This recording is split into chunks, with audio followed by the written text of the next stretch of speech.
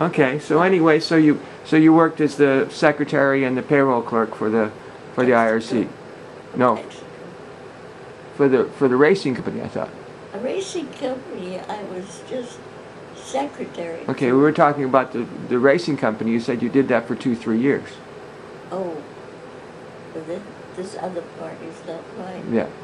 So the other part, that was when you were at Texaco. Yeah. Okay, but when you were at the racing company. At the racing company, I worked in the office from Monday through Friday. And Saturday and Sunday the offices were closed, but they had the races. Right. And they just, you see, the racing club was run by a group of people, executives. Yeah. They were top executives of various businesses. Uh-huh. And they were the, I don't know what you call them, a group that ran a committee maybe. Uh-huh. And so they decided that on Saturday and Sunday when they had the races, Mm-hmm. that they would like, you see, they would like to have the results of each race right away. So they decided that I would go to the racetrack with my typewriter and a Chinese man with a mimeograph machine. Uh-huh. And I would type up the results of each race. Uh-huh. We had the race, the jockey, the horse, and I think it's time, Uh-huh. and the winning. And I had to do this, and immediately that page Went to would the be mimeo. delivered to the committee who were there in a, So they would check it and then they would make copies. I guess so. I don't Yeah. know. Anyway, they wanted the results back immediately. So it was race number 1, number 2. Mm-hmm. There'd be about 12 races. Right. And then a person would go home. But I did the typing and setting it up. And then the man with the mimeograph would make copies. Mm-hmm. And then he would send them over to the committee. And I did that for 2 years. Mm-hmm. And I don't know what happened. Maybe it was political or something. Anyway, there was no more racing. I guess the Japanese came in. Not till later. Anyway, I was at the Texaco when I started dating Don. Well, wait a minute. Let's go back. So Mr. Keefe hired you at Texaco. Yeah. So you moved upstairs to work for Texaco. Yes. And you did this. You were the executive secretary and also payroll clerk. Yes. Okay. But the racing was before it went. Racing was 2-3 years before that. Yes. So when you went to work at Texaco, it would have been maybe 1936, 35? Yeah, I would think so. So 2, 3, 4, probably 1935. Probably. And you worked there for about 2 years?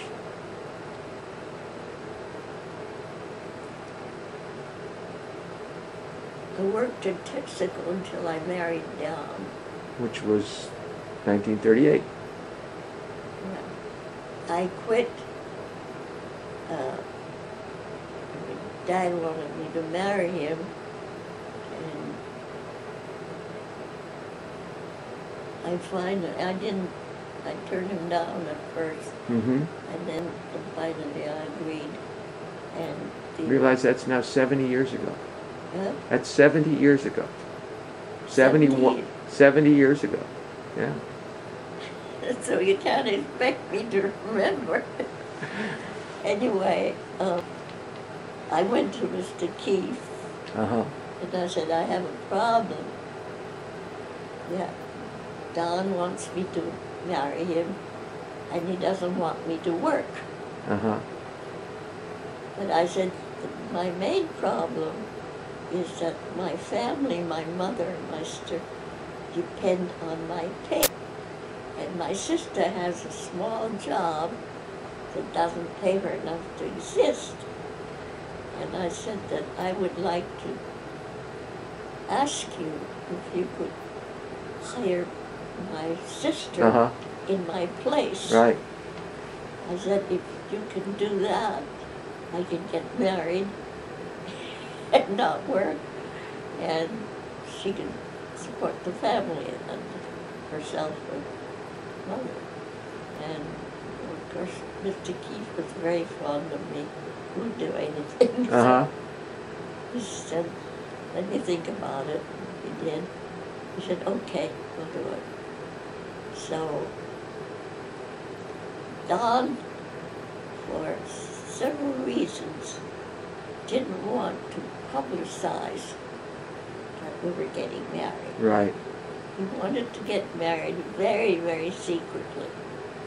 And he told me that before we were married, he wanted me to be fully aware that he could get fired For getting married, yeah. getting married, because most of the companies there, they had a clause in their contract that while you're on this, I think the first 5 years or something, the company, you couldn't get married. But Dad's contract didn't have a clause. So he said it could work either way.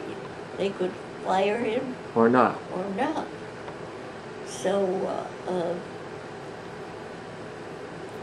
anyway, but we had to keep it very quiet to no one. And I told Mr. Keefe, and he agreed to hire Val. She was hopeless at spelling. Anyway, Dad and I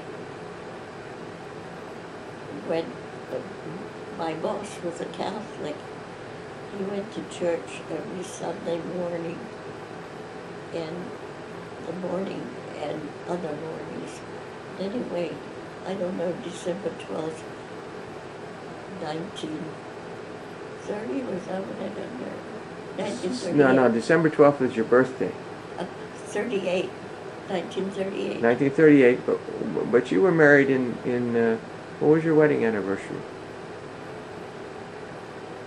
What day was your wedding? It was May or something, wasn't it?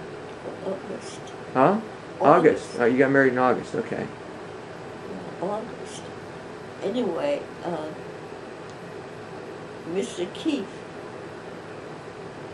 I told him that, that was my boss, and he was going to help me out. So he said that he goes to Mass with his wife had cancer of the throat. She was very ill. She never went, I think by that time she had passed away. And he had 2 daughters and a little boy. And sometimes, being his secretary, I used to take him shopping for their clothes, things like that. Anyway, he said that he would have a chauffeur. He had a long limo that picked me up that morning, and that I would, what I did is I packed a suitcase and handed the suitcase to Don the night before out of the window in my bedroom.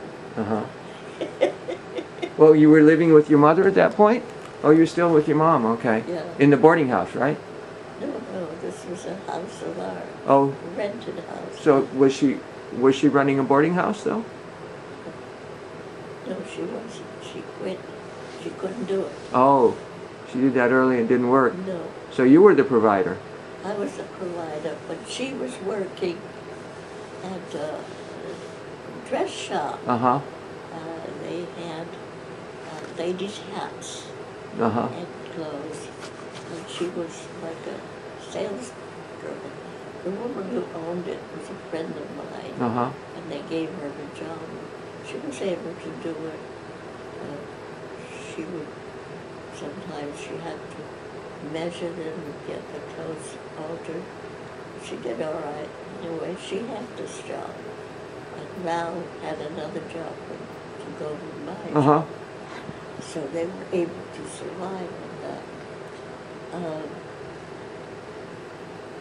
But the morning, at that time, we had moved several times, different apartments. Finally, we found this house we liked very much. It was really nice. And we had a servant. We had the boy who was the cook. And in his house we had my room, Val's mother's, a living room, and a dining room. And the boy had set the morning breakfast table. And the night before, I handed down out of the window my suitcase, saying, Right. and so he lifted it and he took it to his apartment. Mm-hmm. He was living in a flat, upstairs flat, with another guy, Dee Sale, and he told Dee. Right. So it was kind of sad. Anyway, Mr. Keefe was going with his girls to Mass that morning. So he shirts. And since I had to get married in the Catholic Church, we were going to get married after that Mass. So Mr. Keefe, my boss, sent his car with the chauffeur to pick me up for Mass. Right. My mother thinks You're going to Mass. I'm going to Mass with him, which I did. But right after the Mass, we went into the priest's, it's a special, I don't know. Sacristy. Huh? The sacristy. Yeah, and we got married there. Uh-huh. You know, it was very simple. But after the Mr. Keefe was with us, he came with us, and his girls were there. So after the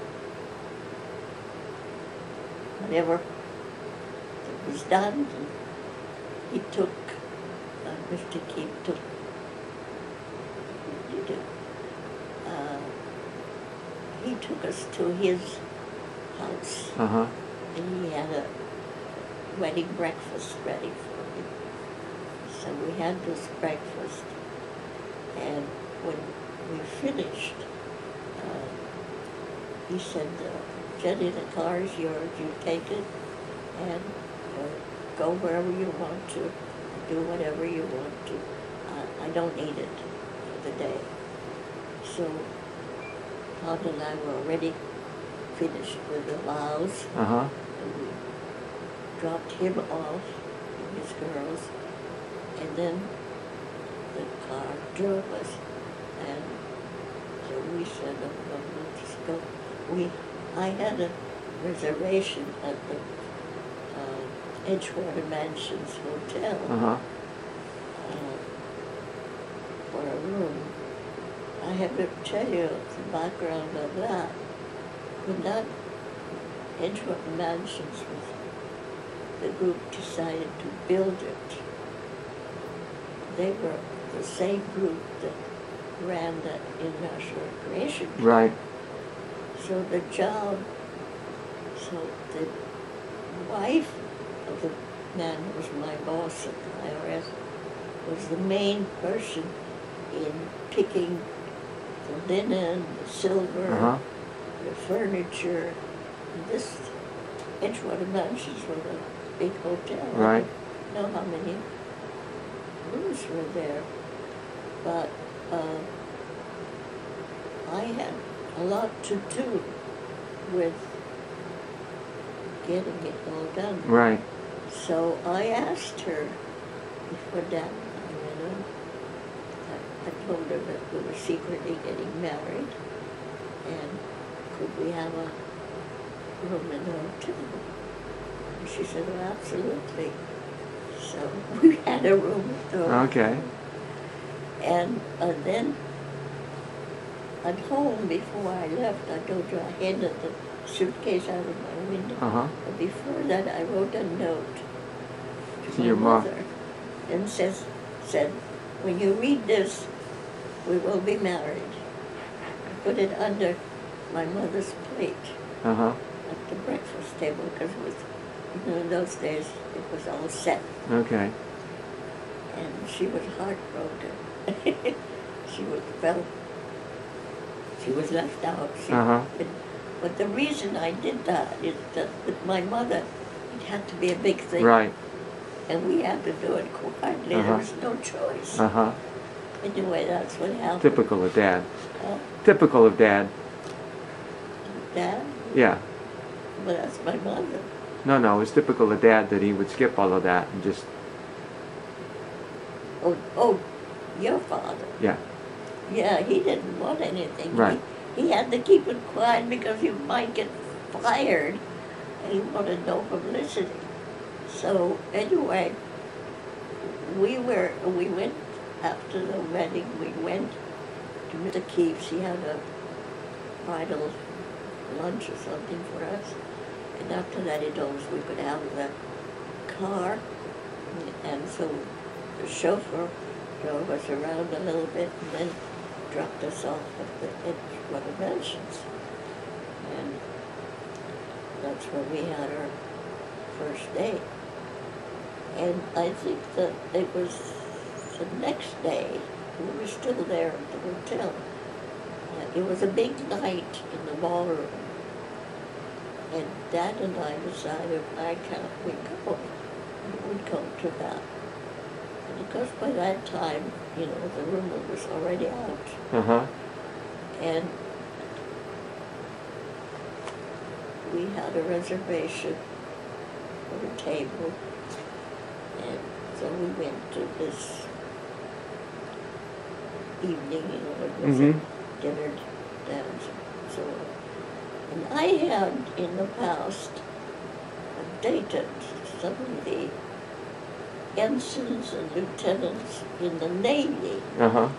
And in Tsingtao, the Navy came every summer. Right. They would be there for 2-3 months, and then they would go back to Shanghai and then back to up the river and so on. Well, the Navy was in town, and Dad and I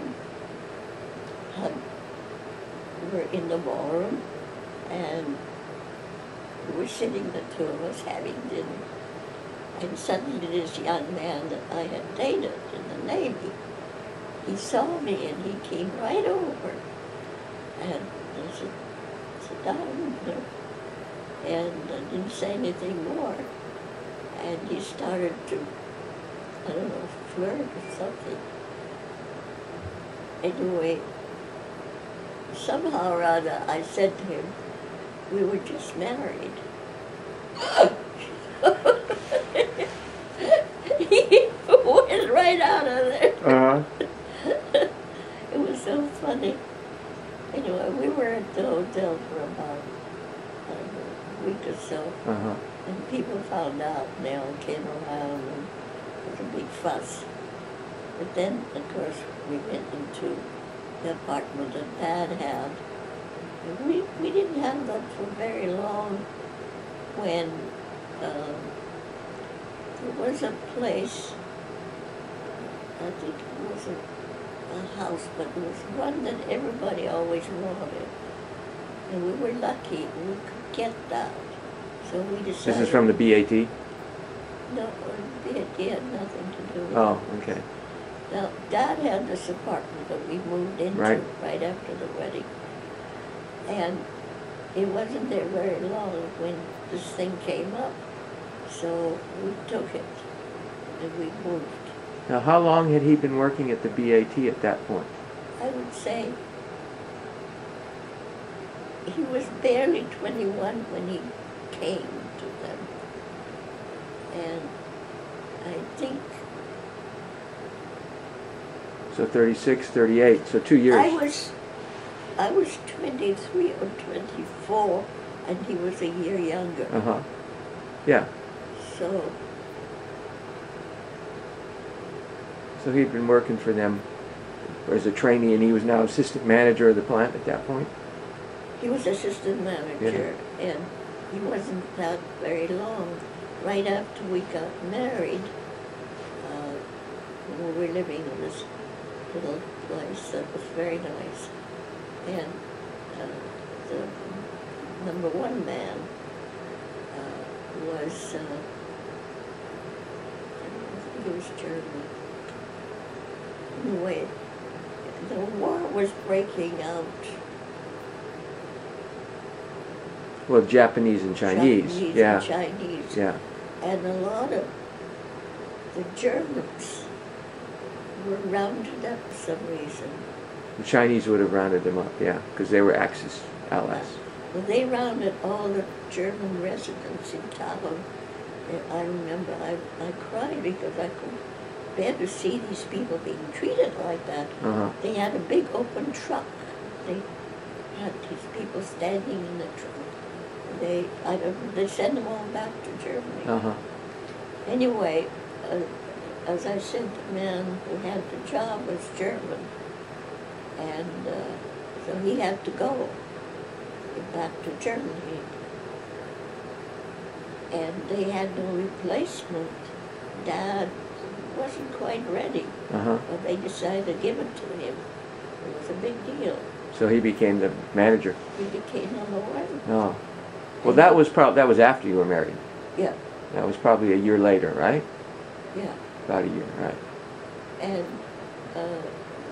so he got the job, and the house, furnished house with everything, goes with the job. Right. So we had to give up a very lovely little apartment and move into this house. And I was very reluctant because this house was big and everything was very, they had linen and flatware, everything was furnished. Number one, VAT printing company. And so that would have been probably middle of 1939.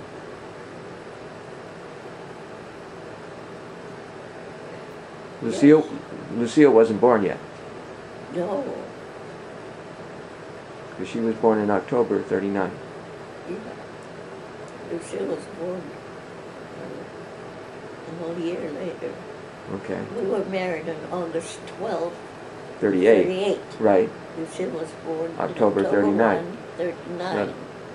I had a miscarriage before that. Oh, wow. So you had a few months in that apartment, and then you moved into the BAT house. Right. Okay. Now go back to before, when you first went to work for Texaco. When you first went to work for Texaco. I was working for Texaco. Where did you live? You were living with your mother in the house. Yeah. That whole time. We had a little. It was a very nice house. So you lived, because you said something about living with some other. There was another lady that you lived with that was very close to you when you were in Tsingtao. No? Yes. And when I first went there, Henry Steinberg. Right, the Steinbergs. And his wife, Fania. Anyway, they had 2 boys, but at that time, only had 1 yet. Right. So, but you moved out of their place, right? Oh yes. And you moved. Where did you move when you moved out? I stayed with the Steinbergs until my mother came from Jinan to Tsingtao. Oh, and then you. And I put my mother up in an apartment, and so I had to move in with my mother. Okay. And we had this apartment. It was on the 2nd or 3rd But floor. when you had the apartment, but then didn't you move out of the apartment? Did you move out of the apartment before you got the house? Oh yes, yes. We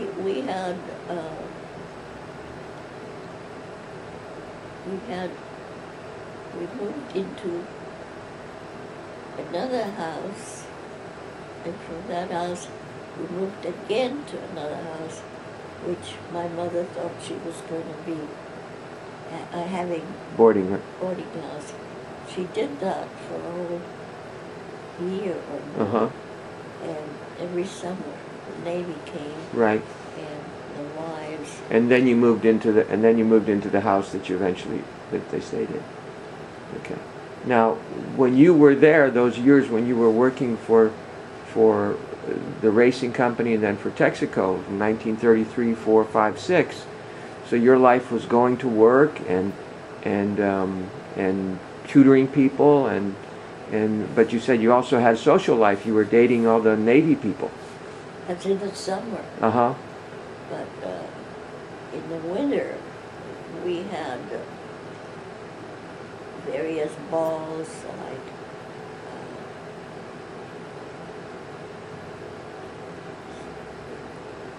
there was a Scottish ball and things like that at the International Club. Yeah. But that was always the social. Well, was your house close to, you said there was, coming out of your house that you lived with your mother, you were close to the tennis courts, right? You said down the hill? Yes. Was that the International Club courts, or was that? That was independent. That was independent, okay. Independent. I don't know how many courts there were. How far away was that from your house? Well, let me see. Our house, there was a hill like this. Right. And the house was right on top. On top? The courts were down here. Kind of like when we were at Griffith Park? Farther than that. I'm trying to think Griffith Park. Yeah, very similar. Very similar, okay. Very similar. But it was wonderful because it didn't cost much, like $10 or something to join.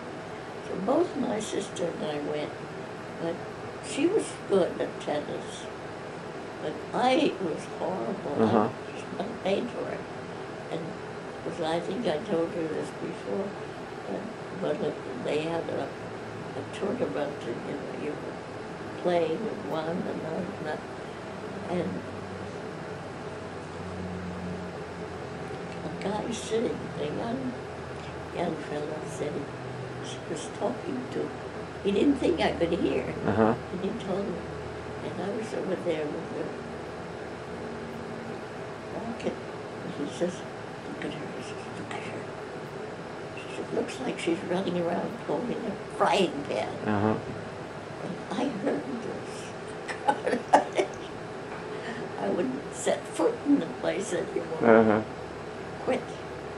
Val played a lot there. Used to go and watch. It was right at the foot of our hill. And about how long before you married Dad did you meet him? Oh, it was after that, because he used to play. He was a good tennis player. And I met Dad long before I married him. Val had a group of her age group, and I was going with a German guy, Rudy Müller, for quite some time. And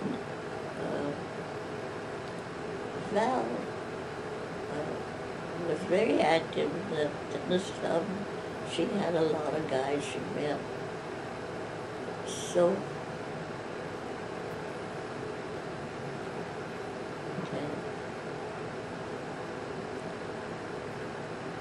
So you said one day Dad came over looking for Val and... Oh yeah, he came over looking for Val because he played tennis with her. And they were, he'd take her out occasionally, but it wasn't like a regular date. It was more pals, friends. Val was crazy about a British guy. Anyway, he came over and Val was out. So we sat and talked, and then he said, how about a movie? And I said, okay. So we went to a movie. And after that, he asked me some more, and some more, and some more. So it got to be a regular thing. And my mother wasn't fond of the idea of him. I don't know why. But I remember he asked me, and I kind of laughed. I said, you, Harry, you. And he said, why not? I said, well, you have no couth. Little did you know. Anyway, he went home, and he shared the apartment with Dee Dee Sale, who worked with him at BAT. And I was told that he stomped on the floor and swore, hated me, called me names. It was terrible. Then he cooled off. He came back and asked me again. All right. So now let's go back. Dad, though, he came to the BAT when he was 21. So that was about 1936. I'm not sure he was 21. He might have been 20.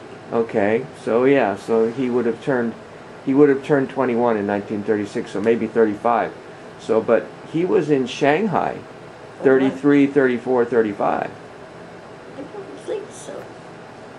Well, he would have gotten out of the Shanghai American High School if he'd have graduated, which he didn't. Would have been 1933, 2 years after you. Well, he was senior when he left. Right. All he needed was a degree. But that was probably the spring of 1933. So 1933, 34, what was he doing? That's when he and Buzzy were playing sports for the clubs and everything. And well, they were going to school at the Shanghai American School, but his parents, his stepmother and Rosalie, were there, and they. But they left in 33, didn't they? They couldn't afford to stay in Shanghai because at that time the dollar exchange, they paid in US dollars, the exchange went down, and they couldn't afford to stay. So they went back to San Diego. So they decided to go back. But in the meantime, just before that happened, Buzzy decided to take a job which took him to the Philippine Islands. And he discovered it wasn't what it was cracked out to be, and he got stranded in the Philippines. Right. And he had to get in touch with his family, and so his dad arranged through the Navy, because of his contact, they got him home on a transport and went back to San Diego. So where he finished high school at Point Loma. Right. You know. But in the meantime, what was Dad doing in Shanghai? What kind of a job did he have? Because he didn't start right away with the BAT. I think he might have been. I remember hearing stories about him having a motorcycle and being a wild man and. Yeah, but I don't know what he did. I have no idea. All I know is he was with BAT. Then he was with the BAT in Shanghai as a what do you call trainee? Huh? Trainee? Trainee. Okay. He was training, so he was in Shanghai for probably a year or two. Oh, okay. And then they sent him to. Oh, okay. Right. Yeah, he was in Shanghai. Okay. In training. See, Arajean's father, Mr. Kimball, found out that he got out of school before time and was roaming around doing nothing, and so they helped him. So tell me about the Kimballs. The Kimballs was Mrs. Kimball, was the lady that Lucille was named after, right? Right. The old lady is not Mrs. Kimball. I can't remember her name. Uh-huh. Her name was Lucille something. I might remember. But he helped take care of the kids. And he helped take care of the old lady, right? The old lady had, they lived in an apartment, the Kimballs, Mr. and Mrs. Kimball and Arajean. And he got home leave. Right. And so the three of them went. He was very worried. He couldn't take the grandmother. It was Mrs. Kimball's mother. And so she was left with I think an oven, a cook. The whole servant stayed and took care of her. But they were worried about her. And since from the SAS, Shanghai American School, they knew Dad and liked him. And he had gone there. So they asked him to keep dropping in on the old lady to make sure that the people, the Chinese servants, were doing what they're supposed to. So he was constantly with her, and she liked him and he liked her. So he felt when Lucille was born. This was in Shanghai, right? Okay. When Lucille was born, after a few years, we were wondering what to name her. He said he would like to name her after Mrs. Kimball's mother, Lucille. I knew the name, but it doesn't come to me. Okay. But her name was Lucille, and so we named Lucille Lucille. But so that's a we don't know that chapter of what he was doing in those years. Except you think he worked for BAT. He was in training. So they have to go through a long training to be able to do. Now, the stories about him, he and Buzzy playing sports and stuff, was that when they were at the high school, or that was, I thought, when they were playing for the clubs? They were at the high school. Didn't they play for the clubs? Because they played when they played the barnstorming pros and everything? I think they did, even though they were school.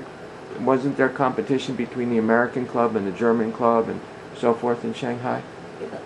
And didn't they play for that? And yeah. They did. They played for that, but I think they were still in school. I don't think they did after they came out of school, because once they went to the Philippines, he had to work, and he was only a sophomore. Right. He wasn't even. He might have been a junior. He's a year Dad younger. is an unfinished senior. Right. And I think that it was Mr. Kimball, Arajean's father, Mr. Kimball, that thought, well, they lost they were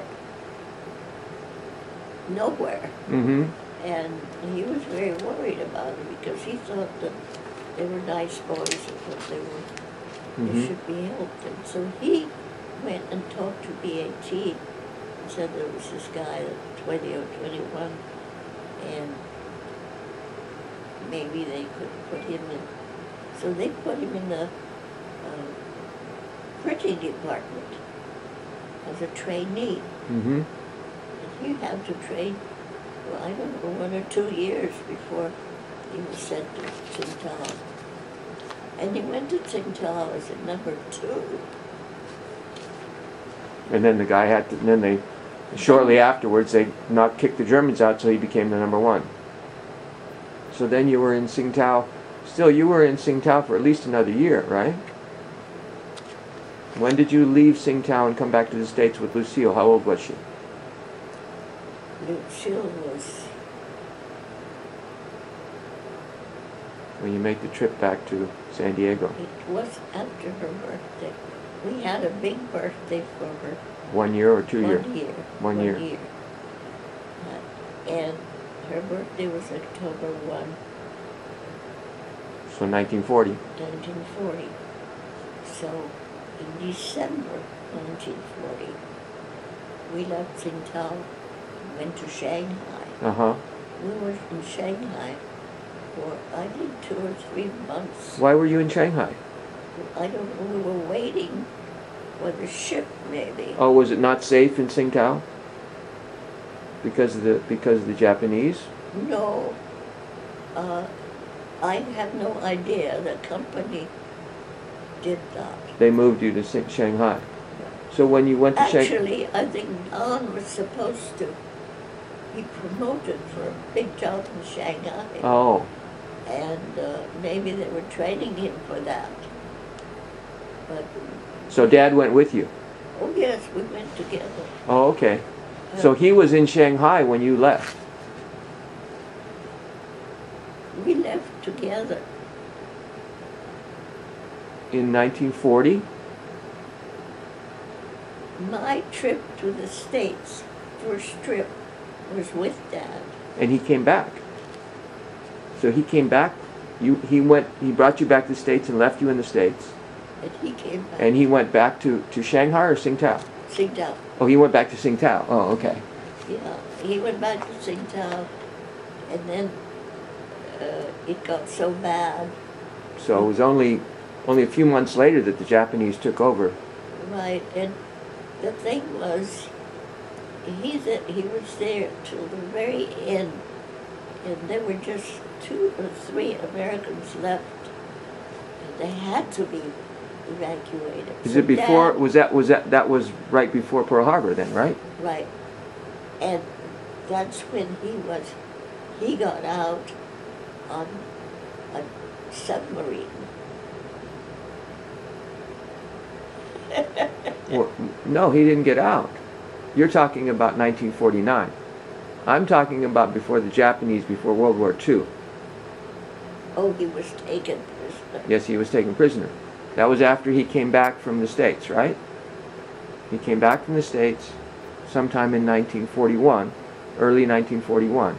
If you left at Lucille's birthday, October 1940, and you went to Shanghai for a few months, is that right? Right. That's when that happened. So now we're in early 1941, and then he brings you back to the States and goes back to Shanghai and Tsingtao. So we're in the middle of 1941. About this time, the Japanese started. They came down on China well before Pearl Harbor.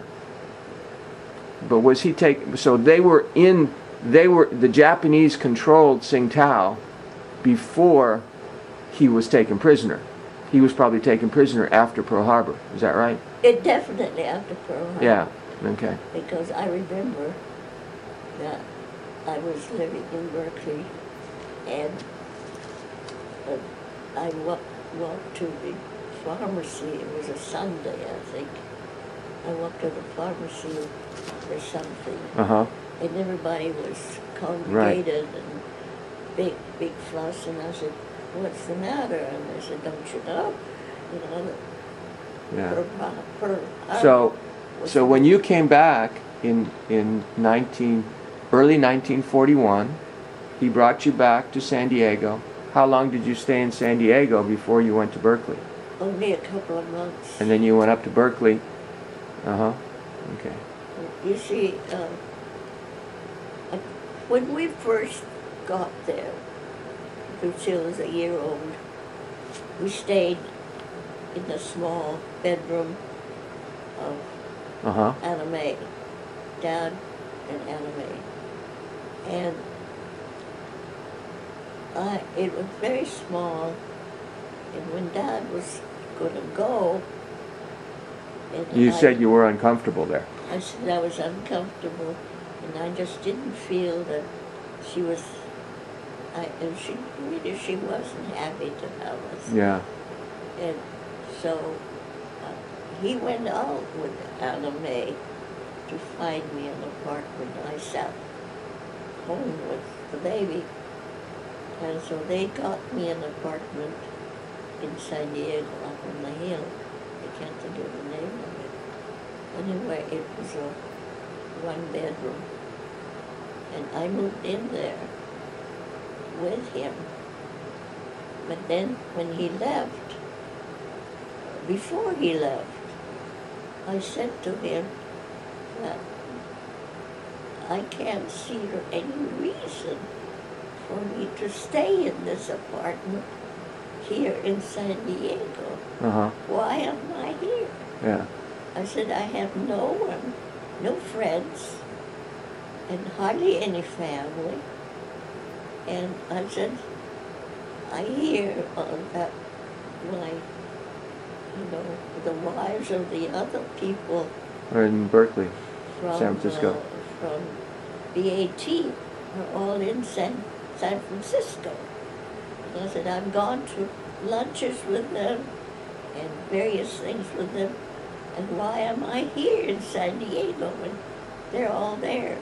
So I said, I think I'm going to go to be near my friends so I can depend on them if I needed something.